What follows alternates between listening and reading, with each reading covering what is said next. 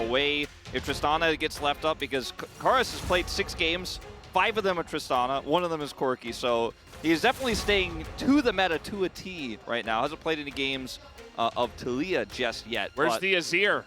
Yeah, where's When's the Karis going to play Azir again? That's what he plays. That is Karis. Well, you know, we all got a little bit bored of watching Karis Azir, so now he's turned over in the lead. As the Rumble is taken away from Morgan. Like we mentioned, it's been his best champion this season and his most played. It does mean that you could just pick up Skarner. You know, like they don't have Rumble now to counterpick it, so there's no Rumble Skarner trade. The Vi is also going to be taken off the board, so it denies a red side Taliyah Vi combo if you do take that Skarner first. Yeah, and so now if they ban the Skarner, you get the Tristana. Unfortunately for Karis, they ban the Tristana, and it looks like Morgan's going to be picking up the Skarner, so can be a high impact pick, but I feel like I'm in the minority in this, but I feel like Skarner has been quietly not as strong as his ban presence indicates how he is. I think in the hands of a very strong top laner and in the hands of a winning team, he has a lot more agency than a team behind. This doesn't always do as much. We'll see what Morgan can get done on this pick, as the Sejuani Corki will go the way of Zeka. Now you don't have the vibe for Taliyah, but we could see something like Taliyah Viego here for the side of Bro. Going down the tier list a little bit in terms of the mid picks, if you're not grabbing that one, I mean, I think it's just too good of an opportunity to pass up, especially into Corki and the Damn, you know, I really wanted to... Oh, it's actually going to be Yone and Taliyah. So the Taliyah goes to the jungle, and Karis is playing Yone. I mean, we've seen him pop off on melee characters such as Akali, mainly just Akali, but the Yone coming out for him. We'll see if this is a big practice pick for him in this matchup.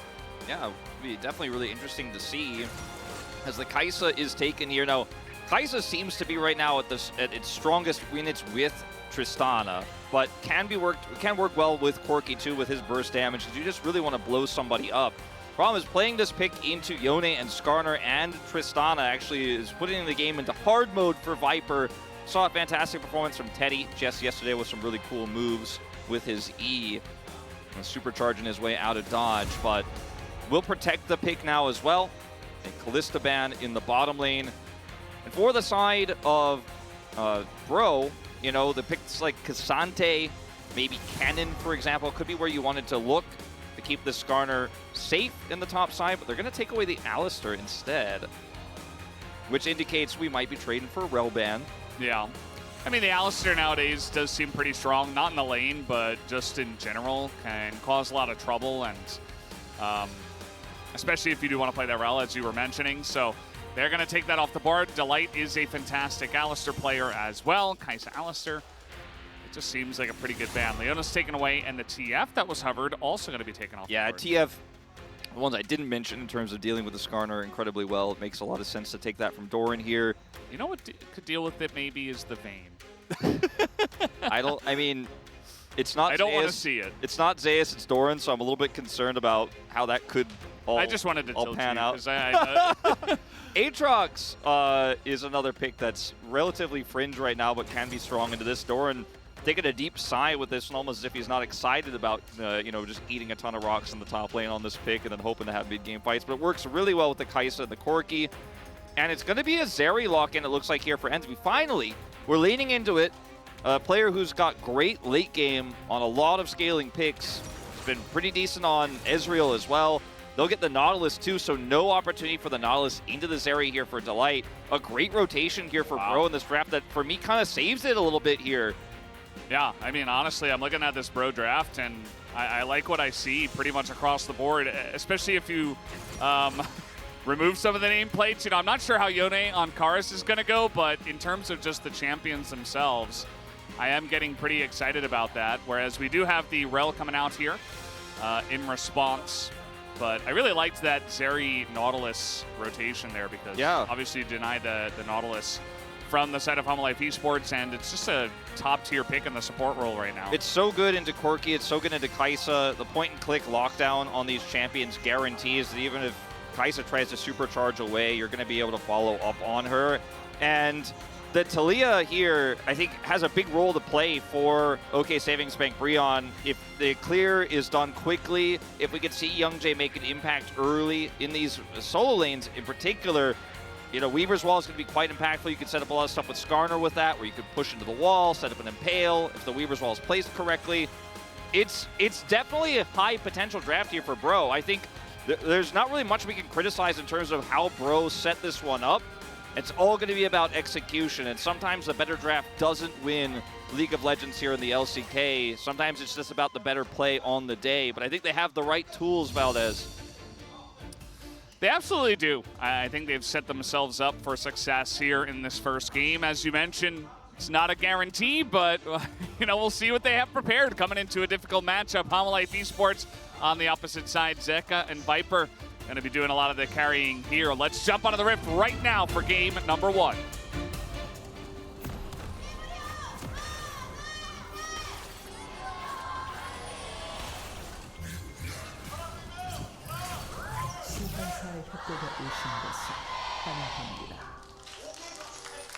All right.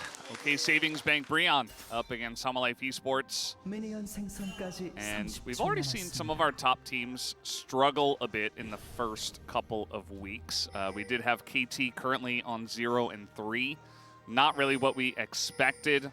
Also, Homolife Esports, another one of the teams, they dropped to DK, and they also dropped some games where they probably should not have. DRX. Yeah. Vayne bot. Yeah. DRX. T1 kind of got smacked down by Gen G as well. I mean, that's kind of to be expected just with Gen G's form, but also if you're a T1 fan, it's like, wow, this team is supposed to be one of the best, one of the top 2 at least, but it wasn't much of a contest. So it's been kind of a tumultuous back and forth couple of weeks so far for our top teams that aren't Gen G. Yeah, I mean, Gen G is the only one that looks perfect right now, basically. Everyone else has still got some growing pains here in this early part of the season. I said it yesterday, which was quite bold to say, but I think it's true. Like, we have a clear bottom 4, and then the top 6 is a lot of movement potentially there. We'll see if KT can bounce back because they had a tough strength of schedule. They might not belong in that top or in that bottom 4, but right now that's where they're sitting, and the performances have not been inspiring, to say the least. We do have double cut downs here for the Kai'Sa and the Corki, which will help a lot against this Skarner. Like the rune choices, I'm sure Ox will be pleased with that as well. As here's the level 1 between Delight and Palu, just looking at each other. Yeah. We actually saw Leaper playing the Zeri recently into Jiu, who was playing the Kai'Sa, and he took a couple of rough trades. So speaking of which, we do have a level 2 trade here. Palu getting in there, but he is Nautilus with Aftershock, just procs that, backs away. But yeah, it can be a little bit dangerous if Envy is left in a 1v1 versus Viper, but otherwise we do know what the potential of this Zeri is to carry late game team fights. Yeah, a lot of it can depend on, you know, if you're set up to get the Plasma. If you can isolate the Zeri and there's no help whatsoever, usually the Kai'Sa will win, assuming the Zeri isn't massively ahead, but we saw some miscalculation, as you mentioned in that last Kai'Sa-Zeri matchup in the bottom lane. Saw, for example, Teddy punish a Zeri 1v1 in a team fight yesterday as well when the positioning was bad. Yeah, Kenna getting a little bit too far away from his teammates, as that's not the trade you want. I don't know what's going on right now with Envy and Palu. I mean, these guys are top-notch players, but Envy's missing CS that should be very just taken for granted, and Palu kind of a weird hook there. Maybe just a little bit nervous here at the beginning of this one going up against Viper and Delight, but these guys are better than what I'm seeing in the beginning of this matchup.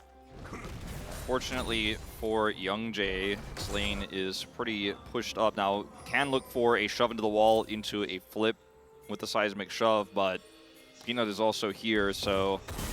And now he's used his shove. Peanut not going to be able to steal anything here. Yeah, and they are going to see him, and I think he's just going to go straight to the bottom scuttle. And Young is just going to get an earlier reset. So some sneaky maneuvers in the top lane, but it doesn't amount to too much. A lot of vision up there for the side of Breon, as we now see Youngjae head bottom.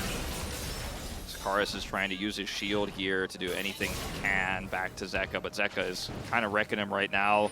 The early levels could be very difficult for a melee champion to play into Corki, especially one like Yone that doesn't have that many base resistances. that get shredded. Even on this slightly nerfed version of Gatling gun, it's really tough. The wave's always going to be pushing against you as well, so difficult to trade. And Zeka has fleet footwork, so he's just proccing that non-stop, harassing Karas now as he tries to hit these minions under turret.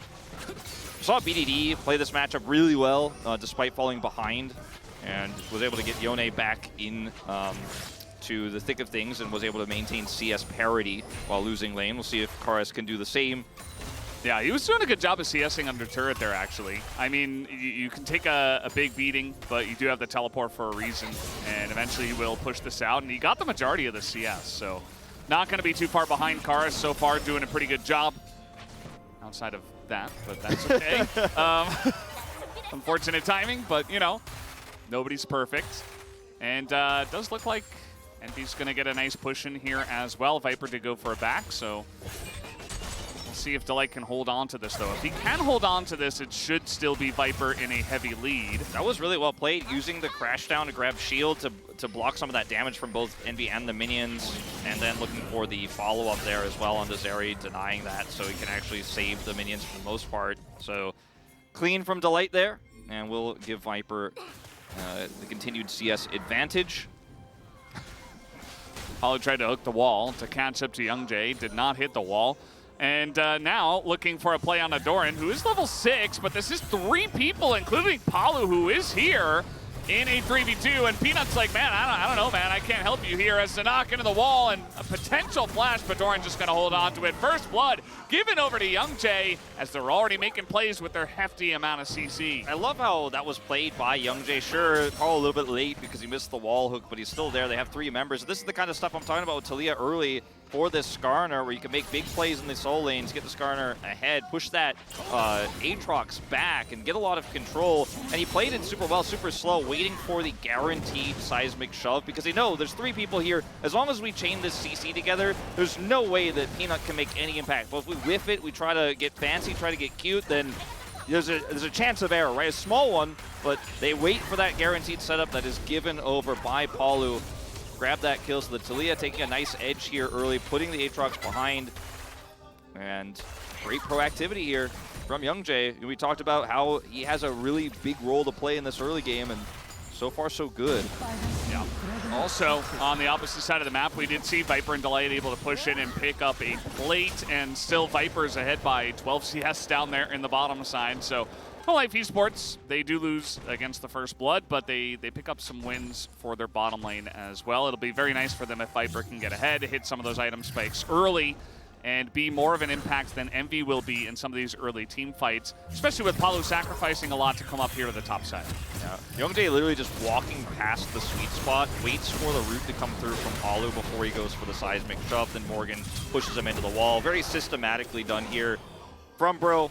Peanut just has to unfortunately look on, as I'd love to see what the win rate for Grubs is, you know, for people who go Grubs over First Dragon so far this season, because we've seen so much Tristana that it's pretty crazy how much damage you can get done with that champion in a side lane when you do have Grubs, especially if you end up getting 5-6 of them later on, because you could push so hard.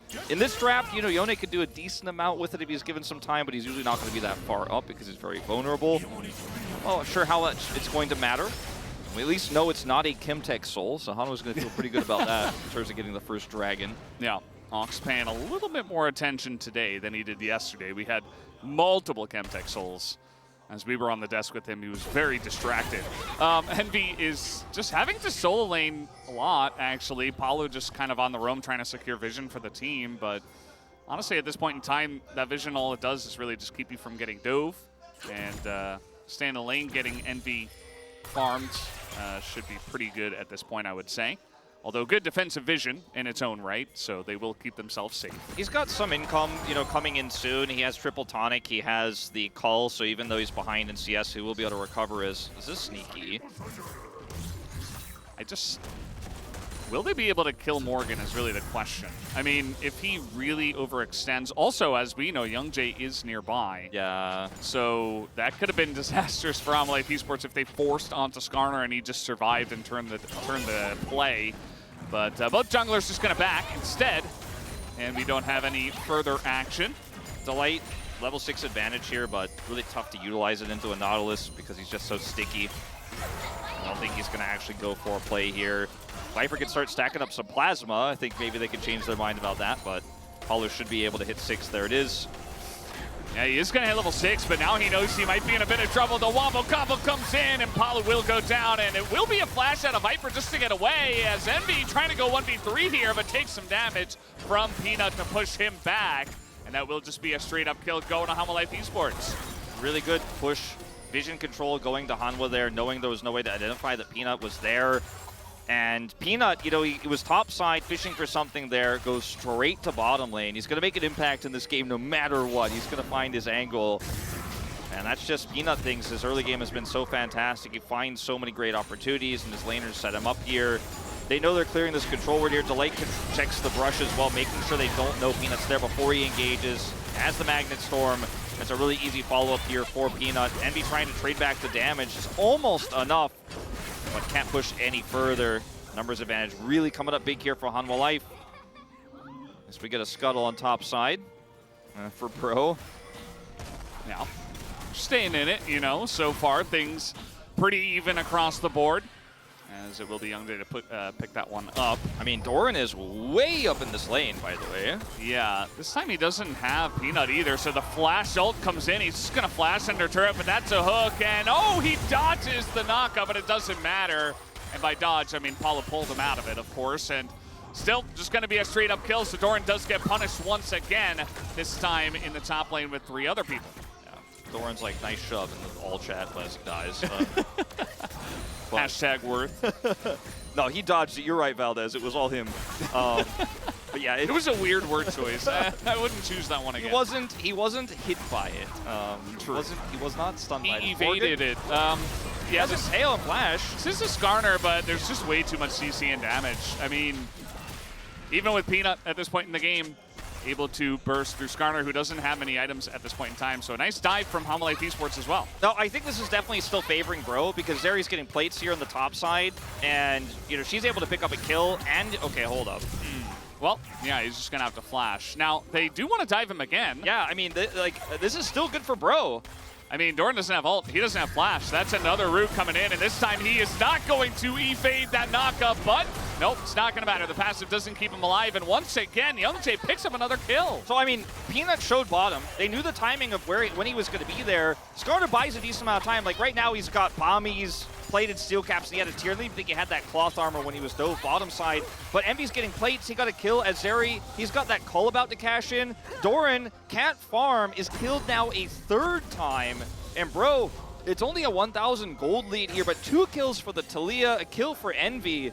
This is really favoring them right now in terms of what they got. On the bottom side, a few plates going over doesn't mean so much. As we'll watch this again, Doran way too far up in the lane, gets slowed by Extendo Beam, and that's, you know, weirdly enough, kind of the difference maker here because it allows Paulo to flash for the ult, then hits the hook here. Seismic Shove not connected, doesn't matter because they have the damage. And down here, obviously, they cross-map, and I think as Youngjae is doing the grubs during this, he realizes, like, okay, they're probably going to back. Peanut is not going to come straight top, right? He does, but it takes him so long. The timing here works out, so Youngjae is able to get more value top side, get that kill there before Peanut can show up. Yeah. It's also just showcasing the value of Talia and Nautilus. Like, you can't do this with every combo, but it's just so reliable. Like, you really can't mess that up, right? Like, yeah. If you have to hit a skill shot or you're like in Italy, you're throwing a spear and it misses, and you're like, oh, okay, well, we zoned him off. But this is just like, no, I just auto-attacked him, and then I hooked him. Like, he cannot move. And they're just able to utilize it once again. As now Youngjae is in a lot of trouble. He doesn't have flash, just gonna get isolated. Paulo just throws in the ult as Kara is trying to ult onto Viper as well, but I think he's about to be turned onto by the rest of the team here. He's trying to take a Viper, and he will actually. And now Envy maybe trying to get something going. Paulo trying to frontline for him. Some low health bars here on the side of Hanwha Life Esports, but Envy all alone, not sure. I mean, he's really going to try to push this one. The Cleanse coming in, and he's just going to die. Triple kill over to Zeka by the end of it all.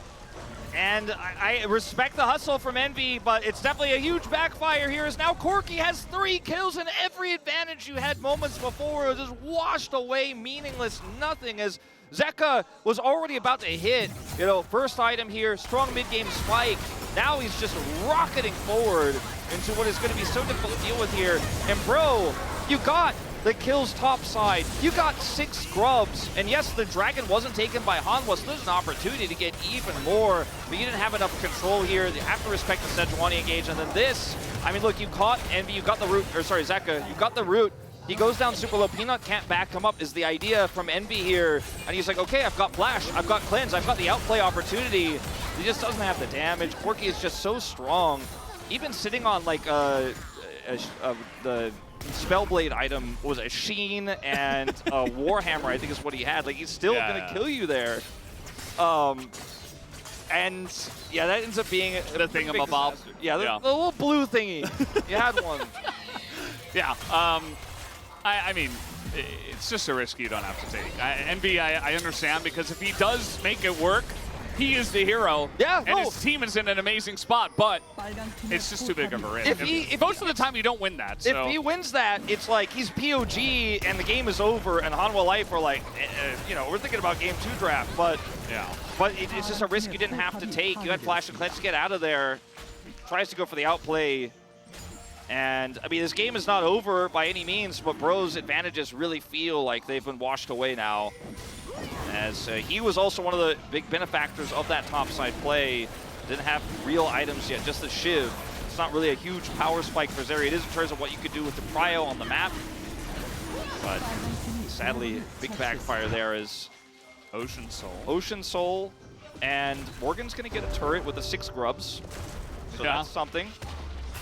He's going to be tankier than he was last time they dove him. He might hit that first item in just a moment.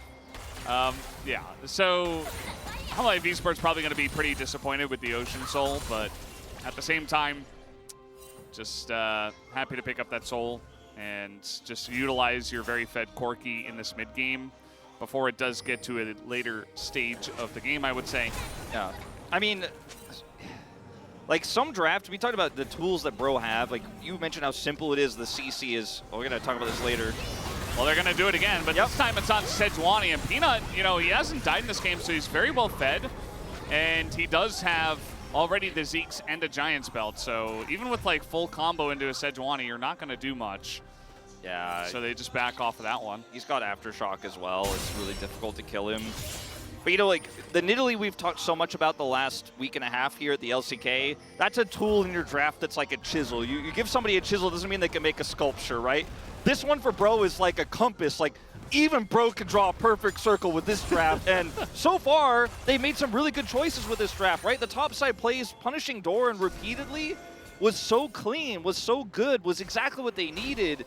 And now trying to set that up again on the Peanut, less successful, but I think that those tools will still work as this game goes on. And as Zeri gets larger, if you end up killing Doran or Peanut first, or even Delight, if he's trying to look for an engage and you shove him back and blow him up, then the Zeri just becomes all the more strong in a 5v4 fight with half of that front line down. So Hanwha Life need to play really respectfully, even with this massive Corki now. Well, as you say that, they're trying to set something up, and this bottom lane turret is quite low. Peanut level 11 at this point in time as well, and Palu is 2 levels behind. He's just going to be isolated, throws the ult in, and he does buy a lot of time for the team. Peanut does get chunked out. The ult sent in, and they take out the Sejuani. It's a trade, and that's a good one for Bro. Envy, you know he wants to pull the trigger once again. He wants to get in there. This time he's not 1v3. He's taking a lot of damage already, though, and Hanwha Life Esports are backing up. They are respecting this, but can they get away is really the question. The knockup comes in, and the CC chain is there once again for Bro. It's just so simple. You hit one, you hit them all. And that is the way that Bro is now back in the driver's seat a little bit in this game. 2 kills, the better trade for them. And a lot of this set up by Karis, who's just on the chase there. To go back to the initial setup here on this fight. Of course, there's no Skarner here initially on this play. Has to teleport in, so it looks like a great call here from Hanwha Life. Peanut goes super low, is just barely caught by Karis. Now that the Skarner is here, you got to hightail it out. The Weaver's Wall going to buy some, or get some space here for Bro, help slow the retreats. Then Doran slowed here, and here it comes again. Karis is like, oh, I got it. Lines it up so well. And unfortunately for Doran, this Aatrox isn't really hitting in this one. Went for the Eclipse build, the standard that we've seen on this patch, but he's 0-4, he's very squishy. He doesn't have Aftershock. Yeah. He doesn't have Gore Drinker. It's not that world, Valdez. We're not living in that Aatrox world anymore. Yeah, and you can see where Bro made the trade. They proactively traded some of their bot lane prio by sending the Nautilus up to the top lane very early just to make sure that Aatrox was not a factor in this game. And unfortunately for them, the Corki and the Kai'Sa are huge factors in this game. But it does mean that Dorn is not really a champ at this point in time. And it's not the old build where you just, you know, you get one item and in a team fight you're a god regardless of your situation. You can still do some pretty crazy things. It's still Aatrox, still the same champion, but it definitely has been kind of reduced in terms of that kind of crazy impact that it has. And Envy is not that far behind, and they've got this massive Taliyah as well. They have a lot of tools now, Bro. They've proactively traded to give themselves this position in the game. Yeah, no, it's a really good point you raise. And a lot of it's just about Palu going up to that top side. 30 seconds till this next dragon spawns. No teleport for the top laners. Right now, Morgan is on the bottom side of the map. Karis can TP in. You can see Zeka also TP-less, trying to head down towards that quadrant of the map. But with the Shiv on the Zeri, how quickly she can push these waves with this Taliyah. Bro have Cryo. Very awkward to make the right call here for Hanwha Life as to what to do because they don't have Baron damage either to try to trade this. It's so early on in the game. Man, this is very awkward, and there's no way to stop a teleport to come through from Karis as well. He can flank from the bottom lane. He can teleport right to this brush. Hanwha have no control whatsoever, and they're walking into that Compass, the perfect CC setup. Oh boy, Morgan gonna flash that one and nearly hits Palu, and meanwhile, they're trying to force a fight because Karis isn't here right now. They're not really gonna force it. I mean, they do get the dragon, but they are gonna lose this top inner with those 6 scrubs you mentioned earlier. So Karis is getting some gold, and now Bro trying to set up some vision around this Baron. Yeah, really well played here by both sides. I think making the right decision. If Peanut's ult hits there, maybe you end up getting that pick. In fact, they're gonna start this actually. The poke is legitimate from Viper at this point in time, and even Zeka can do some good damage, but they're not really in position to challenge this one. Peanut not here. They go for the turn now onto Delight, but nobody's really there in that wall. Very awkward. Doesn't really get anything going as now Palu just has to flash away. And nice try. Nice effort. Yeah, I mean, Good it was work. very proactive as Karis. Yeah, I mean, his Yone's been pretty good so far. Delight is just sending it in there, and now gets the ult out of the back line. The follow-up, though, is not there, and Palu is going to go down. Morgan in a rough spot here as well. 1v5 himself. It's a double kill for Viper. It looks crazy. It looks wild from Delight, but it wins the fight for Hanwha Life Esports. I know Chronicler's got white knuckles right now. He's gripping so tightly because he knows that Bro made incredibly proactive, risky decisions in this game, and now they're going to go back to being the most passive team in the LCK after Envy tries the outplay bottom side. It fails. They try the Baron, and it fails. As this is all started off by, like, we zoomed past all of it, but the only reason why Bro is in this position, why Delight has this angle, is because they took a risky Baron. But it's a great punish here from Hanwha Life. Delight coming around, wrapping over for the Magnet Storm. Morgan and Nautilus, the tanky members here, just trying to do what they can to get the carries out, but will be sacrificed for it. And Hanwha Life take another lead here. Now, I was pretty happy with the call because it's Ocean Soul, and it's not even the Soul, it's the Soul point here. Okara's saying, you know, I've got 6 scrubs, I could TP for the fight, but we don't have the control over that pit that I want, so let's actually just use this Yone. I mentioned it's tough for Yone to actually get some time with a turret usually, but if everyone's grouped on Dragon as Hanwha were there, then you will get that time alone with the turret, you will be able to take it off, so he picks up some decent gold. But they kind of toss the advantages away by trying to force that Baron. They have fantastic turn with this comp. Oh no, Doran. Not again. Oh, no, no. Not the gank brush against Doran again. He's going to be spotted. But there is a ward in the jungle below him. Let's see if it helps him. It looks like they are here, and yeah, the ward's going to be spotted. So Doran does back away. But yeah, currently on this Red Bull Baron power play, I mean, they're pushing bot, they're pushing mid, they're getting value, they're building up their gold lead. Hanwha Life Esports just calm and steady here after getting that big buff. Yeah, turning, you know, a 2K gold lead into a 4K gold lead here very quickly off of just one aggressive call from Bro. CC chains can be quite deadly still, so Hanwha will have to wait for minions, back away, go down to the bottom side where Zeka's been pushing. They want to ult into the Skarner here. Morgan, he is tanky, but he's not tanky enough. And just the amount of damage that Viper and Zeka have is more than enough to take down anyone in this game. He's Skarner, he's tanky, he doesn't have flash, but he's out there feeling like he's safe. But they have no vision of where Peanut could have fired that from. Speaking of Peanut, he'll lose half his health bar here, but I think Hanwha are happy to keep pushing. Yeah, and this poke is really starting to hurt as well, especially onto the weaker members of Bro. 3 items here for Viper, so just, you know, he can be long range, he can be short range, he can burst you down, he will do the damage in one way or another. HLE Esports will get the first inhibitor. They're looking for the second one here in mid. He's even got 7 stacks of Tark Seal, Viper, on this Kaisa. And now the inhibitor goes. Oh, he's going to send it. Paulo, he wants to get in there and start a fight, but the team is just not there. I mean, Karis and Morgan were not in range to follow up on that one. And now Morgan, in a rough spot, finally lands the first impale of the game, I think. Not really his fault, but now Karis also going to go in and die in mid Unbound Soul as Envy as well just goes away. And it all falls apart like a house of cards. I mean, I respect to the try there from Paulo to send it, try to make something happen, but it was desperation as Bro had so many chances in this game, and now it's all over. Yeah, well, at least it's over quick. Bro, you know, they didn't back down. They tried to take some fights. They knew what their composition did, and they tried to play into it a bit more. Delight even going to live, as he won't burn down either. So this game is going to end in 26 minutes. Nice try from Bro, but HLE Esports, the team that we expected to take down the first victory here, will in fact do just that and take the lead in the series 1-0. I think HLE Esports will definitely make some big adjustments to draft going into game 2, and they will look to prevent the really simple composition from coming out once again. For Bro, I think you only got one chance with this one, Bro. You had a great draft. If you took a screenshot of the ending moment and the kill scores, the gold graph, not even the gold graph, just the gold at the end when the Nexus fell, you'd be like, that's what I expected. Hanwha crushes Bro. But it doesn't tell the story of the game. And I think for Hanwha, there were some issues in draft that you gave Bro a very, very strong composition. There were some issues in top lane, Doran stepping way too far over the line.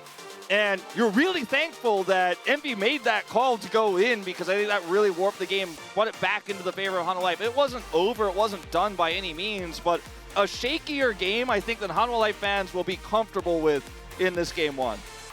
Yeah, at the end of the day, though, they do pick up the win. Zeka and Viper, they were neck and neck the entire time. Who was going to do the most damage in the game? It was really a competition between our 2 boom boom damage votes, potentially for POG, for Zeka or Viper. But that was game number 1. HLE Esports do take it down up against Bro. We're going to take a break and have the space to break it down even further. We will be right back.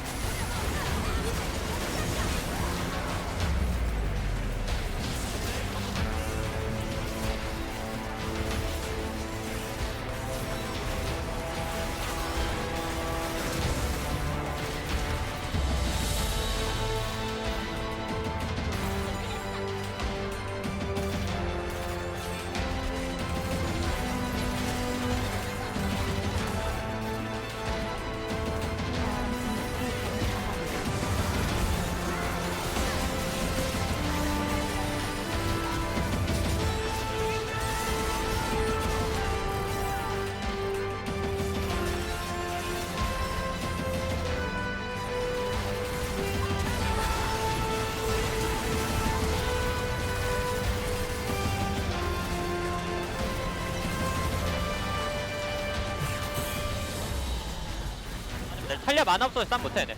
노틀 먼저, 천천히 봐줘. 노틀 먼저, 노틀. 노텔 잡았고. 야, 탈리아 노마라야, 계속 야, 스카 하나 먼저. 패시브 터트려줘. 쳤어. 근데 말하냐? 나 만화 없다. 대리 노플이고. 연애 넣어. 수선 넣었어. 잡았고. 근데 마트. 오케이. 텔 타고 천천히. 대리 노플이야, 현준아.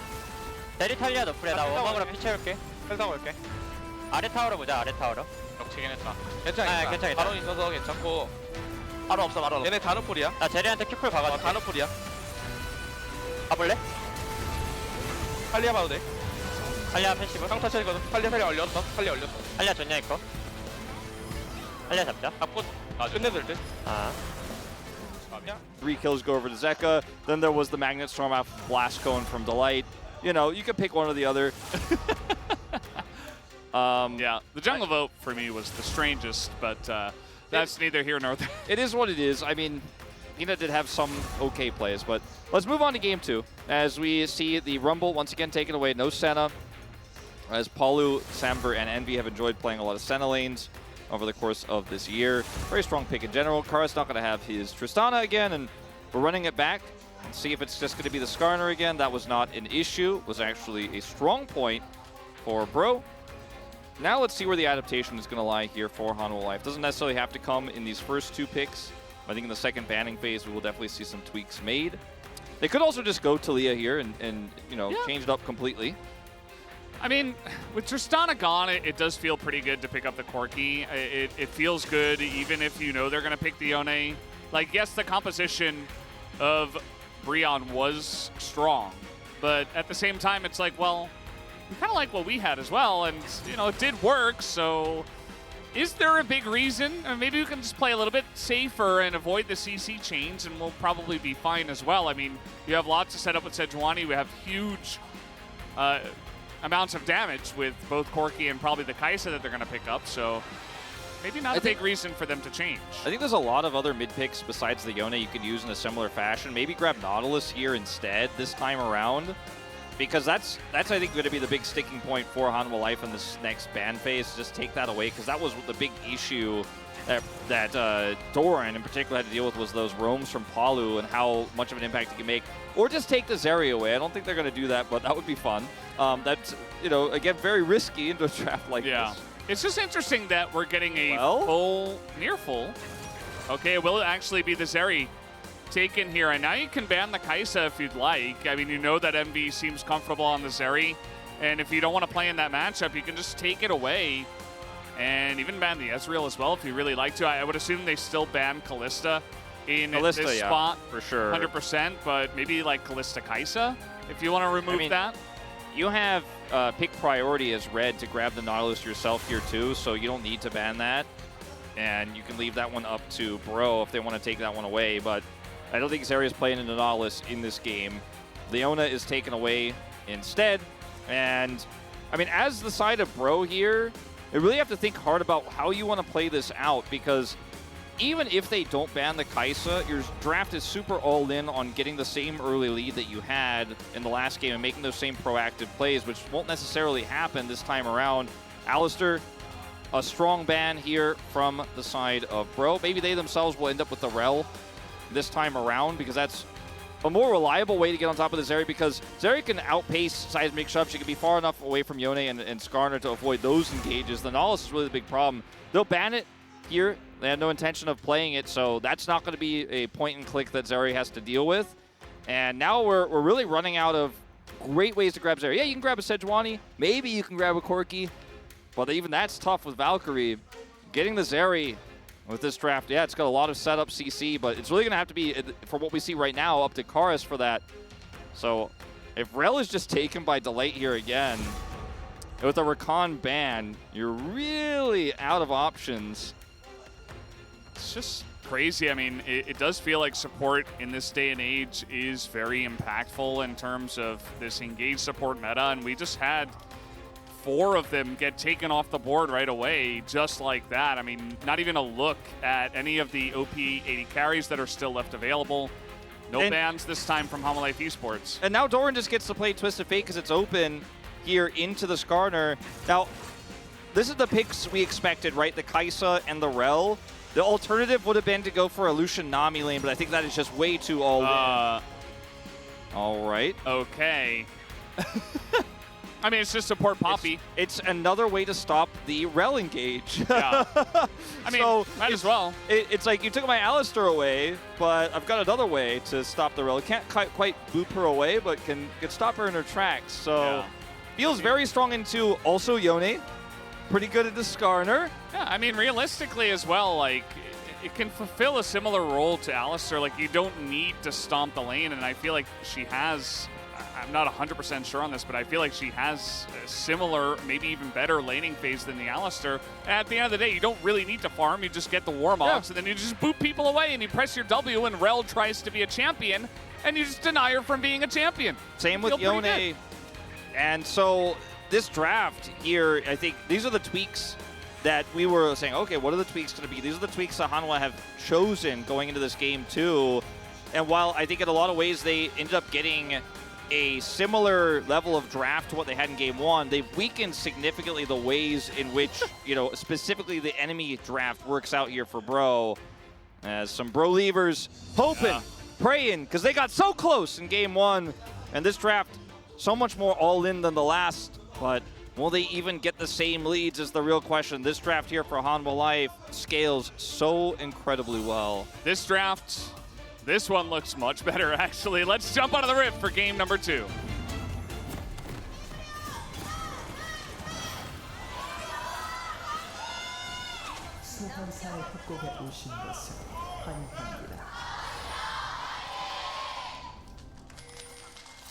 All right, here we go. Game number 2.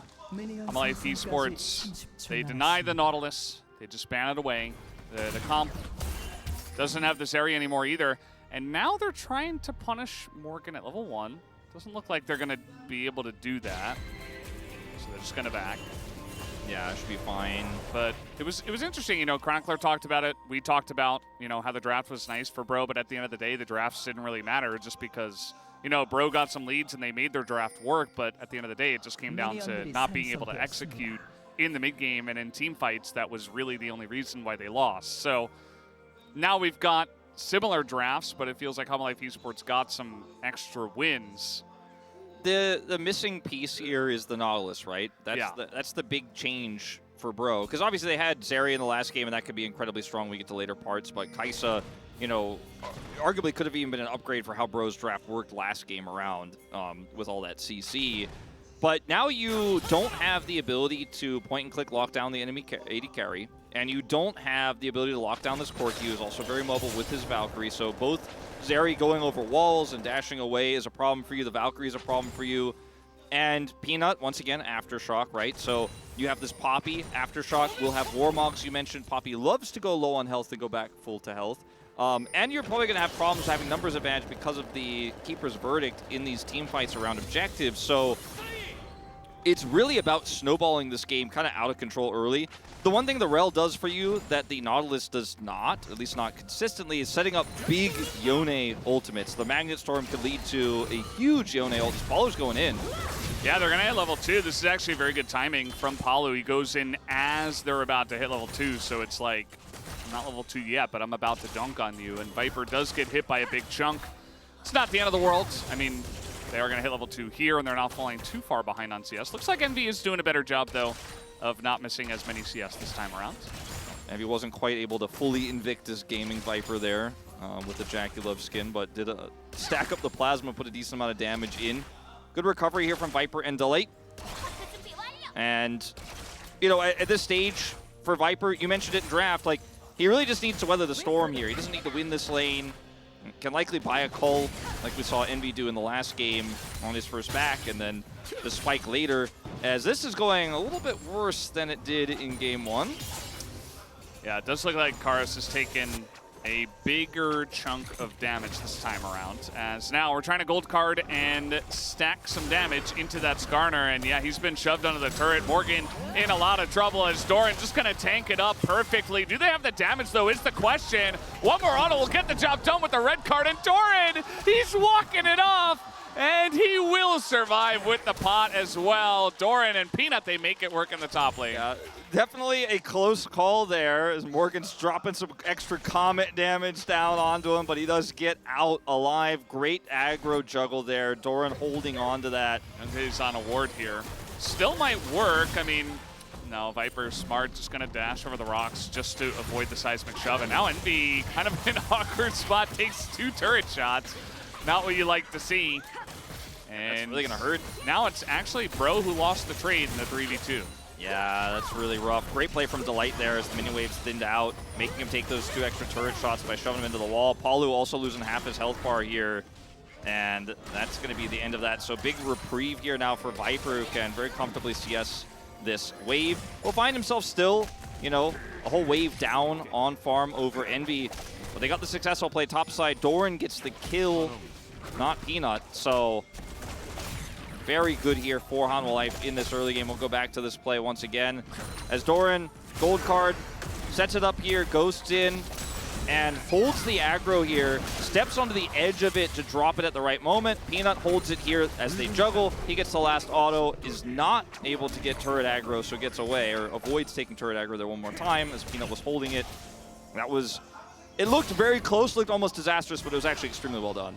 Yeah, and he ults onto his flash as well. I mean, at some point in that trade, he could have flashed just to be extremely safe, but just avoids using it. And just stays, holds on to that spell for the future, is what I'm trying to say here. And now that just means he's going to put on more pressure in the top lane. And the Skarner Morgan, he's going to be less tanky, more opportunities for dives in the future. The TF is already going to stack gold. He's going to be even more rich as this game comes along. So Hanwha Life Esports starting off this game in a much better spot. Yeah, unfortunately, just Morgan has to back here. He's kind of frozen and hold up. Oh, the double stun from Palu, and the CC chain is amazing. And Viper's like, oh, I can't do anything about that. I'll just accept my fate. Very nicely done here by Palu to set that all up. Yeah, tries to cleanse, but the knockup comes through from Youngjae, and down he goes. As over here, Peanut's going to be seen on these topside grubs. Grub's very useful for a Twisted Fate, who's left alone in a side lane, so get a consolation prize here, but a kill plus Dragon go the way of Rion, and once again, striking early. Not the same sort of massive lead they had in game 1, not yet, but really proactive play bottom side there by Palu, who's really kind of been the hero of both of these games. The roams, his sacrifices in game 1, and then in this game here, in the double knockup there, or double stun there, set up the knockup from Youngjae.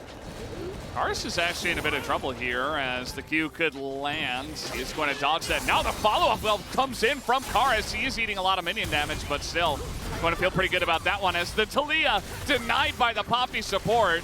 That is what you like to see, and Delight just going to walk. He's going to utilize the walk strategy to not get hit by the seismic shove. Meanwhile, Peanut level 6, and he is going to force that flash, but here is Doran as well, as Karis just being bullied under the turret 3v1. And with how good Hanwha are juggling these turret aggros, it's just really easy to outnumber and focus down one lonely solo laner as Envy. And he's just kind of hanging out here 1v2. Thought he was safe, has to cleanse a slow just to try to get away. And now he doesn't get to farm under the turret. I mean, if it did get pushed in, there was a pretty good chance he would have to back away anyway, but that's not a good look either. And that's another plate over to Viper and Delight. Yeah, it's a cannon wave, so he ends up losing a plate here too. Really awkward stuff. We'll go back to celebrating Envy and Palu though for a moment here.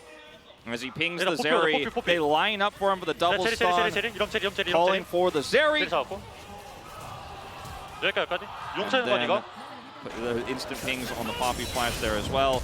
Over here, good flash from Karis, but with a Twisted Fate gold card already preset here, there was nothing he could do.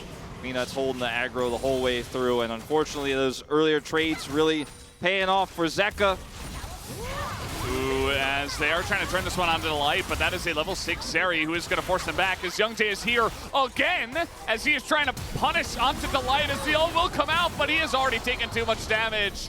And that one will go the way of Envy as well. So actually a pretty big win for Bro as they take down the light and give Envy a second kill. Yeah, and I mean, the Poppy, the ultimate here isn't as useful as a lot of other support ultimates. It's shutting down these big dives. You know, you need some time to really knock people away, and it's just otherwise going to be a small stun, small knock up there from the Keeper's Verdict when these kind of plays come through. And you can deny dashes, but otherwise it feels like Delight's kind of been a ragdoll in this bottom lane this early game here, has plated steel caps only for now. And that's another kill going the way of Envy, who's been, you know, struggling in the lane, but finally baiting this opportunity out. Youngjae has made a huge impact in this game. Yeah, he definitely has, and I think he's decided, okay, well, we're not going to play around killing TF because that's going to be a nightmare. So let's just play around the rel. We don't have to bring the rel up to the top lane. I could just play around the rel in the bottom lane, and it's Delight that actually tries to set this up. Yeah, he denies a crash down with his steadfast presence, and then they keep pushing forward here. And I get it because, you know, you feel confident you're Zeri, you have a lot of tanky stats, base stats on Poppy to win that 2v2, but if it's not a 2v2, you don't win those. And meanwhile, Zeka is still just destroying Chorus in this lane. Peanut's coming back. This is not a replay. Oh no, he doesn't have flash this time as well, so Peanut's just gonna try to run into that one. It's nicely broken up here by Zeka as he steps in front of the Yone ultimate, and that will be the end of him. As Peanut just throws a ult wide, but it does not matter. Yeah, Chorus doesn't get to lane anymore. No, he's not allowed. And Young Jay is just going to do his best to clear this wave as soon as possible, but the damage has been done.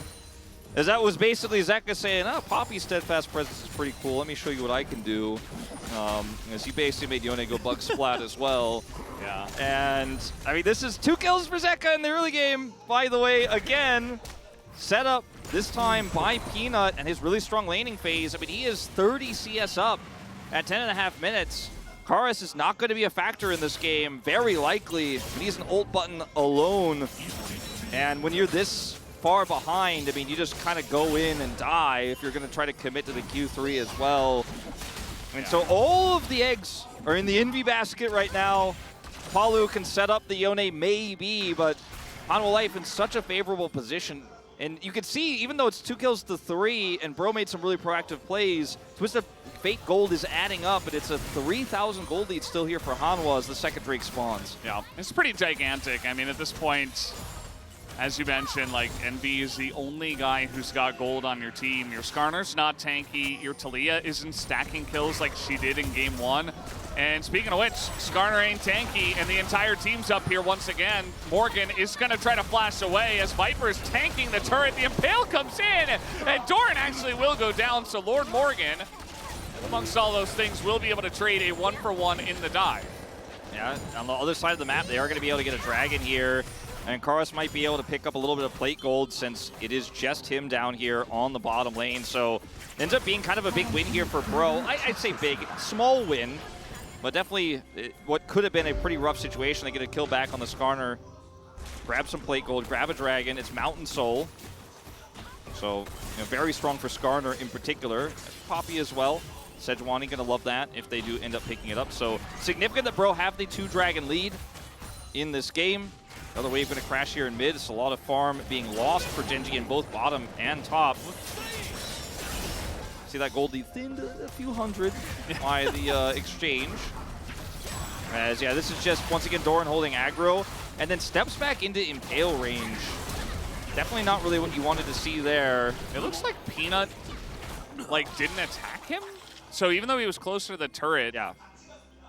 and I guess Viper was just, you know, 1 tick ahead on the damage and ends up taking turret aggro. So it makes everything pretty awkward.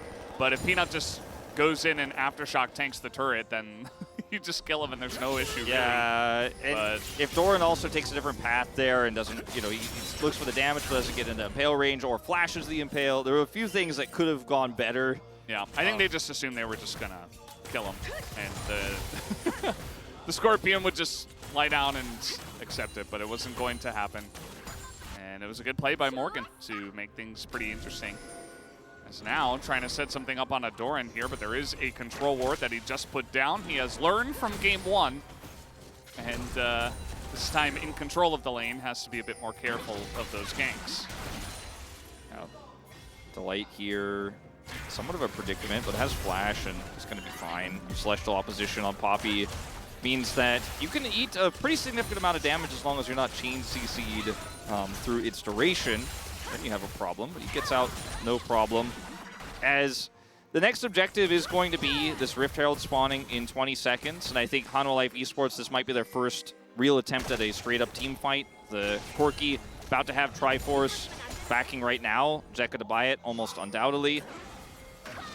There it is. Yeah, and he's just here in mid. It does look like with Palu showing up, Peanut's not going to commit. He throws an ult in just to be safe. And just says, I never mind. I'm sorry. I didn't want to fight that. This is going to get Just really kidding. awkward here for Bro if they really want to force the issue.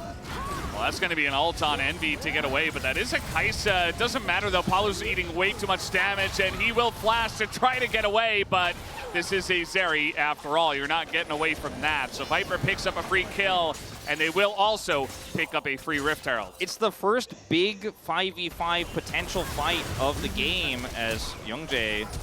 No, flashing on him here as well, and really no hope for Youngjae in this one, as he's even going to get blue carded down. And You're not even worth my mana. Yeah, I'm getting my mana back to kill you. Thanks for the mana. it's just getting messy, Wolf. Yeah, well, I mean, so the last fight on Herald, Zeka, they should know he's got Triforce hitting at this point in time. It's going to be the first opportunity for Delight to get big ult value because it's going to be one of those group up fights. Zeka can teleport into the fight, and Zeka's like, they won't fight this, but if they do, I show up. They won't fight this. So he actually goes back to bottom lane after buying his Trinity Force. And then Delight's got this really cool flank angle, so they're kind of really, there's not much they could do here, like in general. Like they should not have been there. They didn't have any control whatsoever. And then the fact that Delight's able to slip into the back line there and go, hey, what's up? Like, that's the disastrous setup. And then Youngjae's like greeting for a Scuttle Crab here. And to be fair, I don't think Edu Doran was anywhere near this, but just more salt on the wounds here for Breon as this game has fallen apart so quickly. Yeah. The issue is just like Youngjae, he just wants to try to catch up. He wants to be in a spot where he takes a risk and he gets some extra gold and, you know, sneaks that one away. You know, as a Taliyah player myself, I understand you burst that thing down so quickly you can smite it. It's like, okay, I'm just going to get this thing back off. But the issue is that if there's anybody there, you immediately get punished, and it's a way bigger issue than if you had just given it away and not gone for it. So definitely a bit of a rough spot there for Youngjae, but now it is Bro trying to set up for this first Mountain Drake. I think that Home Life Esports will fight for this one, especially because they should feel very strong with 5,000 extra gold 16 minutes into the game. Yes, they are trying to engage here on Apollo, but that is just Delight for now. And when you see a Manamune with that few stacks, that's not because he's not stacking well, it's because he has too much money. Like, it just takes time for the tier to stack, and he's just got it so early. He's so big. And now Keeper's Verdict's back up as well for Delight. So Doran's just going to deny the Rift Heralds. He's going to send it back, and it's still going to be killed. So no denial of the 25 gold on that one. Not sure about that. Maybe just took it and said, never mind, I don't want to send this into the turret. So It would definitely not have been the right call to go in. Definitely not. As he could have tried to set up for some like knockups with it, but on the other side of things, I mean, Bro have closed the gap on this Drake. If they can isolate a target with that CC. Oh, they're trying to get in onto that backline, but Morgan gonna miss the impale, and that Keeper's Verdict is gigantic. It gets everybody out of the fight. Palu and Envy not allowed to be there, and so that's just a dead Skarner, and will be the first Mountain Drake over to Hama Life Esports. But there has certainly, okay, hold up. That's a bit aggressive. Light's just having fun now. Like, that's just happy gaming. And you know what? Viper is going to get the kill. He does have to flash and cleanse for it. A very dirty way to pick up a kill and trade it with Delight's life, I suppose. Delight said, look, there's been too much bro activity in this game. I want some of that. I've seen Envy try to outplay bot lane. I've seen some Morgan flash fail impales. I'm going in. I'm being proactive. Delight remembers. Delight remembers. He's an ex-pro player. Exactly. He remembers his time. He just wanted to give his bros a big hug. And so he went in and then he went out into the gray screen. As this is a tragedy. This impale, I mean. He just aimed the impale towards his teammates, and Delight says, don't worry, I'll send them away. Yeah. And then this Delight's like, all right, let me give him a gimme. Because, I mean, he just walks straight into CC. Like, Envy's like, I press E, and whoopsie. And then this is a great engage here from Palu as well. Will die for it, unfortunately, because they're so far behind, but does force Viper to flash. And if they had caught Viper there, that would have been a huge win for Bro. It's a minor win as a result. Yeah. At the end of the day, I mean, Viper doesn't have flash, doesn't have cleanse. Maybe you can get something going, but in this game, Viper isn't really the issue. You know, the big issue is Zeka. In terms of like AD carry champs, you've also got TF, obviously. But there's just so many threats that, yeah, you might get Zeri, but you don't have anyone else. And now, taking a look at this, the CC chain coming in from the side of Hamalife Esports. They're really smacking them down with their wallets now. Peanut even emoting on his dead body. Might as well, I guess. Yeah, he did not have a good time with that one, I would say. He couldn't impale this time because he was CC'd. And not even for that long, his health bar just disappeared during the interim. So not much play that Morgan could have done there. And, I mean, Hamalife just has so much control over the map. They're 7,000 gold ahead that we're seeing Weaver's Walls try to delay taking inner turrets because that's all they can do. I feel like we really want to get a look at this gold. Like, production is like, bro are losing. I'm like, I know, come on. Like, It's also just so stop sad. moving, so it would be crazy if Peanut was somehow able to maintain a 3 gold difference for over a minute, but I think we'll get that fixed in just a moment. Pull up the replay. We can fix that. We'll fix that. As yeah, he's just a little bit of chain CC, a little bit of boom boom coming through. This is this series has not made Skarner look very strong. I feel like Skarner is. Oh God! Put it away. No, it was gone. Please. So, like, Okay. in case you Okay. forgot- We did it. All right. In case you forgot, it's 9,000 gold lead. I'm like, I'm aware. All right. Well, the Impale comes in, but Let the minions get it done.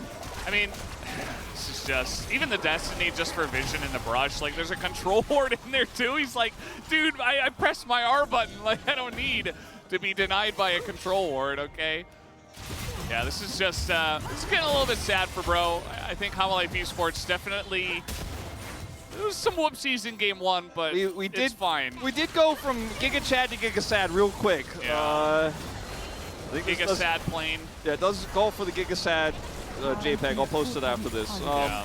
Because there were so many great moments in game one, and then in game two there was some angles, and a good recovery, some good macro calls, some good punishes, but ultimately Karis was put out of the game early by one person, and Morgan was put out of the game early by 2 to 3 people repeatedly until he wasn't a champion anymore, and that's the story of this game. Like, that's it. The solo laners weren't champions, and then Youngjae tried to put out fires, but they were too big.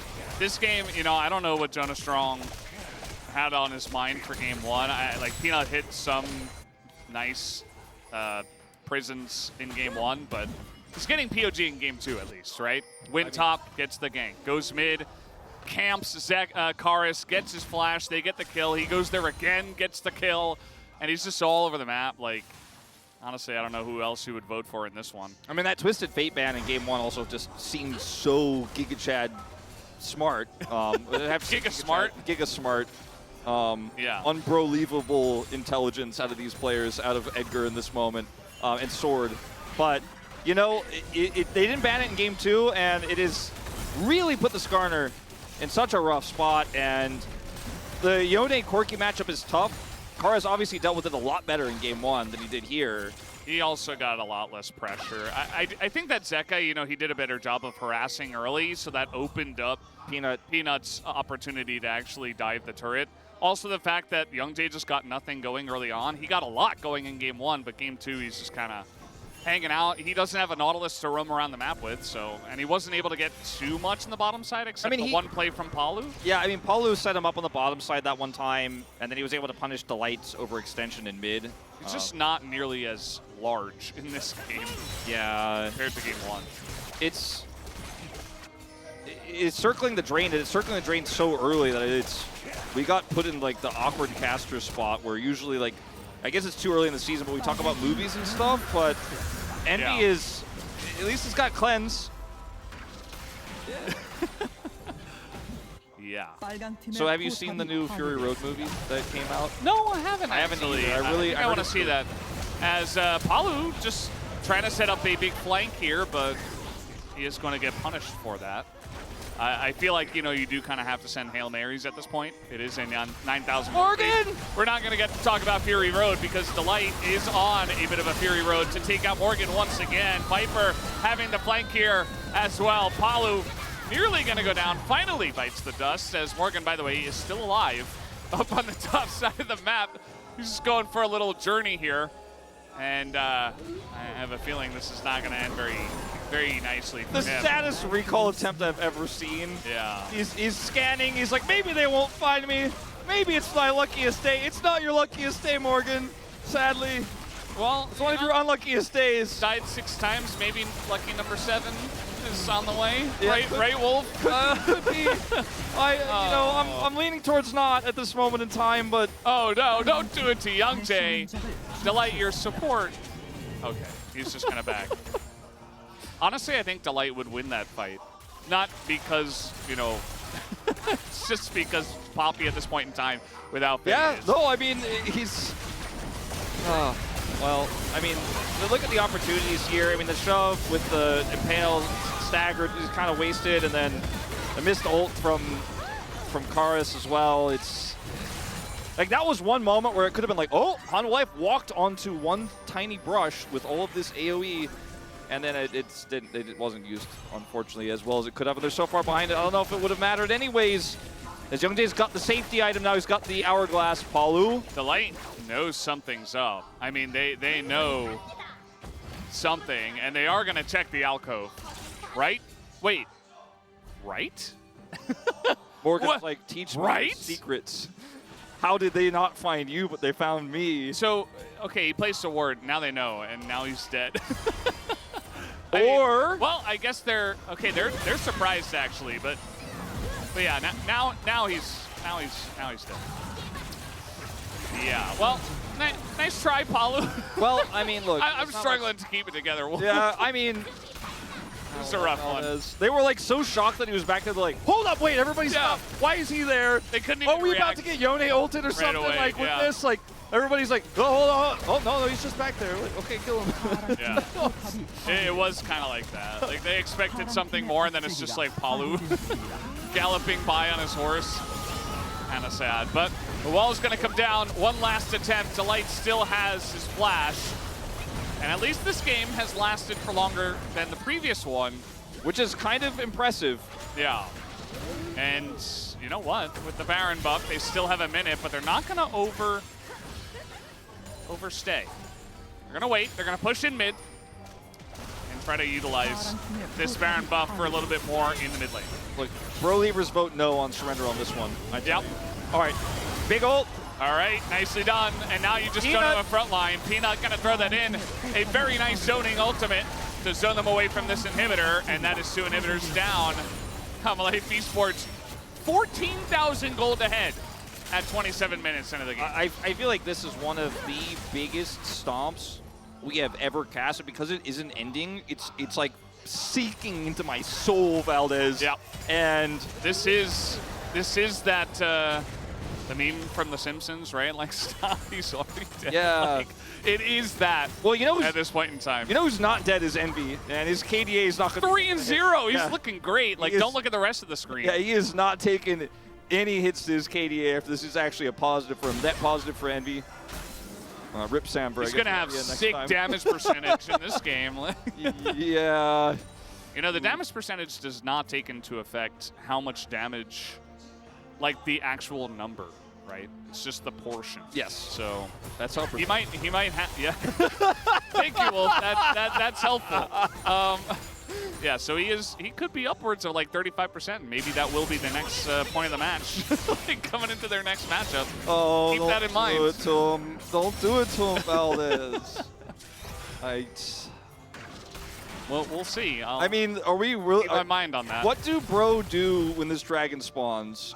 Do they just wait in their base for their inhibitors to respawn? Well, it's I not think they the wait in soul. their base and hope for their inhibitors to respawn, Valdez. Yeah. They can't push the side lane. There's bounties up, but they can't get to them. It's mean, just, They're just gank rushing. They're just hoping that somebody's going to overextend, but it's rough too because HLE Esports have been very clean with it.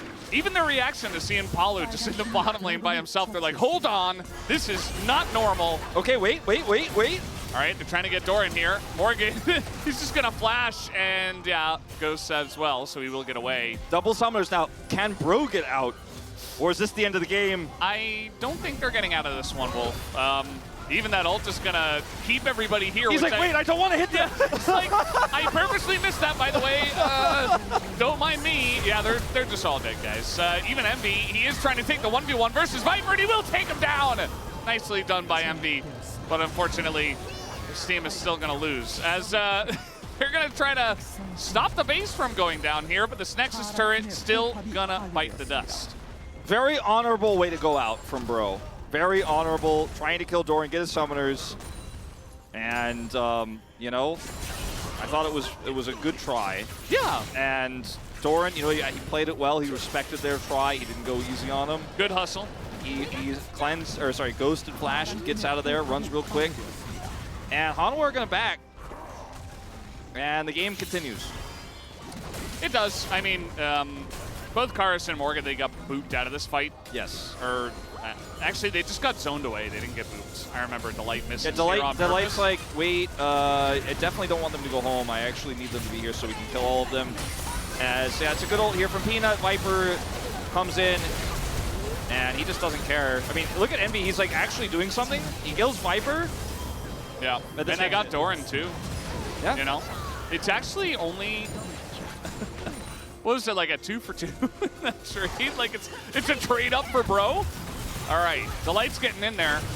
And meanwhile, Peanut is soloing Envy, and he would have if Morgan was not there, and he still might kill him. As the ult comes in, and Envy, he's gonna get the shield from his ultimate ability.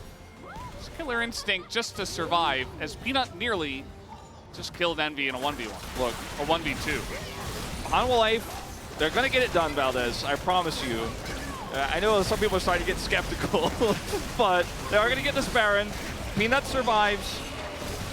It doesn't have Smite, but it's okay. They don't need it. They'll give the Baron to Viper, and that is going to be their ability to push down this final inhibitor. The bottom inhibitor is about to respawn, and they push that out as... They were going in, and then they were going out real fast. And Palu's in a bit of trouble. He's going to Magnet Storm just out of desperation, as they're just unkillable. They're all so tanky. Morgan has no Impale, so he can't actually grab anybody. Peanut is tanking this one. Okay, Karis getting in there. He is going to do some damage to Zeka. And, yeah, the turret's still going to go down, guys. I mean, they have a giant safe of money that they are now dropping on the heads of Bro, as they will finally put them out of their misery, it does look like, as this one will go the way of Hanwha Life Esports with a 18,000 gold lead at 31 minutes into the game. GG 2-0 from Hanwha Life. It was slow and steady wins the race eventually on this one, as they finally get it done with 3 Mountain Dragons worth of resistances. And Peanut tanking for a million years. Then they get the Baron, and then they get it done. So, bizarre into the game, but it was one of the most dominant slow wins we have seen in a long time. And if you're a Bro fan, this one was definitely a tough one. If you're a Hanwha fan, I think you're still feeling a little bit, you know, you're still a little bit concerned, but you're happy for the 2-0, right? That's going to put you 2 points up on the board. Doran, massive improvement in the performance in this game. Peanut playing around him this time. His agency on the Twisted Fate, the range matchup against the Skarner. And the adjustments for Hanwha Life in the draft were what really pushed them through here. I think admirable performance from Envy as well. You know, he had the gold. He made some pretty good plays, which were almost impossible to pull off considering the deficit. But he couldn't alone get it done, as we had a lot of Bro leavers here in the arena today, a lot of them from overseas. You know, their saddest and toughest moment of the year so far. You were there for them. I like this, where they're showing each member of Hanwha Life Esports, and then they're showing a fan sign that specifically is like, you know, I came to watch this player, or like some kind of meme with their player. So just cool stuff. And, yeah, Hanwha Life Esports get the win. You see there's no big overreaction. They, as you mentioned, you know, good sportsmanship. They don't do anything crazy. Peanut did have a little bit of fun, but besides that, they just get the job done. Yeah, it's we don't have Mercy rule in Professional League of Legends. We don't allow surrenders, so it's one of those games where it is just going to be a little bit uncomfortable for everyone, but sometimes League of Legends, because it can be snowbally, just ends up like this. So a lot to learn, I guess. Yeah. The Bros, they're still at the office. They're still watching the replay. Stuff like this you know, the bro activity. Exactly. These are the kind of plays we want to see. And the one big takeaway positive-wise for bro for me is that Young Jae looked really good today in terms of what sort of impacts he was able to make early. He and Palu are clearly very linked up right now. And it looks like Bro have also decided they're going to be running Envy as their mainstay AD carry. So they've made a decision there, it seems like, so far right now. And they drafted towards him, right? They gave him the Zeri in game 1, which is one of his best picks historically. Is Kaisa looking very comfortable here so far? I don't want to see it. But Bro looking like a team that knows how to make early game plays, not just going to sit back and try to play safe around objectives. So a bit of a change up for Bro. And then also when they were behind, they kind of did look for huge angles. They were great and quick on the punish when Hanwha Life got a little bit sloppy. So that in itself is a small win, but I think in the long term, if we could see a trend of this, maybe Bro comes back. Maybe it's the return of Bro. Yeah, I mean, you know, you got to build a foundation. I think the space said it as well after game 1, where Hanwha Life Esports are just very far ahead in terms of team fight ability at this point in the year. And so, Bro, they definitely have a lot of work to do, but you got to start somewhere, and I feel like this game wasn't so bad, especially game number 1, in terms of trying to build up that confidence and trying to make plays. Just, you know, trying to call it appeal when the members of Bro were going in on this very last moment. 카이사 칼린지 없어. Just calling out cooldowns. 요네 못 돌아가. 요네 못 돌아가. 카이사. Very systematic calls here at the end of this game. Want to kill Envy, but they're sad they couldn't. Unlucky, he lives. Envy doing 17,600 damage in this game, despite the loss, playing very well. And he was the only one who had the agency. Karis was turned into paper in the early game and unfortunately wasn't able to make a big impact this time around. Some good things for Bro. Big bounce back for Hanwha Life. Yeah, Doran this time in game number 2 as well was more of a factor. So they had not only the double threat, Viper eventually came back on the Zeri, but also the triple threat with Doran on the TF in the top side. So better draft from Hanwha Life Esports as well in game number 2, and they get the job done 2-0. So we're done here for the cast of the first series. We're going to send it over to the space to break this one down. Thank you very much, guys. This is Dear for the POG interview translation, joined by Delight and Peanut on the side of Hanwha Life Esports, who just took another victory against OK Savings Bank Brion. Congratulations! Delight, with your second victory, Hanwha is now on 3rd in the standings. How do you feel? I think we're able to execute everything that we were preparing and practicing. That makes me really happy. And Peanut, yeah, with our 2-0 victory, makes me feel really good. And in spring, Delight, you've gotten several POGs with the Rel, and yet again you got another POG with Rel today. And her win rate this summer has been on the lower end, but it looks like you're proving that she is still a good pick. I just learned that she has a low win rate. I think just being able to do my job and play out my role, I think that's probably why I'm able to play Rel really well. And you had an lots of insane engages. Let's take a look at this replay. Please walk us through what happened here. We were just chasing, and we had Kaisa, so I just saw the angle and went with a pretty aggressive engage. So in game 1, you got 100% kill participation. Helios from the analyst desk, after watching you play, he said, Delight is like a back scratcher. He gets all the itchy areas at the right time. Are you a fan of this compliment? I feel like that's just the right mindset that a support is supposed to have. So I'm very happy. Anything you'd like to say to Helios? Thank you. I'm fighting for the analyst desk. And in games 1 and 2, Peanut, you took Corky and Sejuani for jungle. What kind of synergy were you trying to amplify with this comp? Since Corky doesn't have CC, I thought that being able to have a CC jungle would actually work really well, so that's why we went with Sejuani. And with lots of support bans in game 2, your ultimate pick was Poppy. What strength are you looking from Poppy?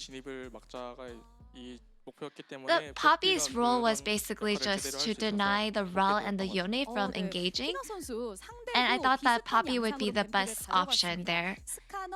And Peanut, your opponent also kept a similar draft as well. They took Skarner, Talia, Yone again. So what were we trying to achieve for each lanes during the laning phase? Considering that the opponent had pretty good picks, they're actually not as strong in the early phase. So as long as we're able to play out stably during the early phase, that we thought that we would be able to win steadily. And the enemy jungle Talia kept focusing down Hanwha's bot. So how did you manage to stay on the same page? Jungle kept, I guess our jungle just kept going the opposite way, so I just tried to do what I could do and try to warn my bot lane. And so, yeah, I'd have to keep track of where the enemy, the jungler would be, and I think it's most important for me to focus on the laning phase. And your next opponent is KT Rolster. Since Hanwha hasn't dropped a match against KT, you might be quite confident. What mindset will you have head in with? We'll make sure that we are prepared for the next match and show you guys a good result. And Peanut, we'll make sure that we are ready for another third victory. And that's the end of the interview from Delight and Peanut of Hanwha Life Esports. Congratulations again, and back to the space. Thank you.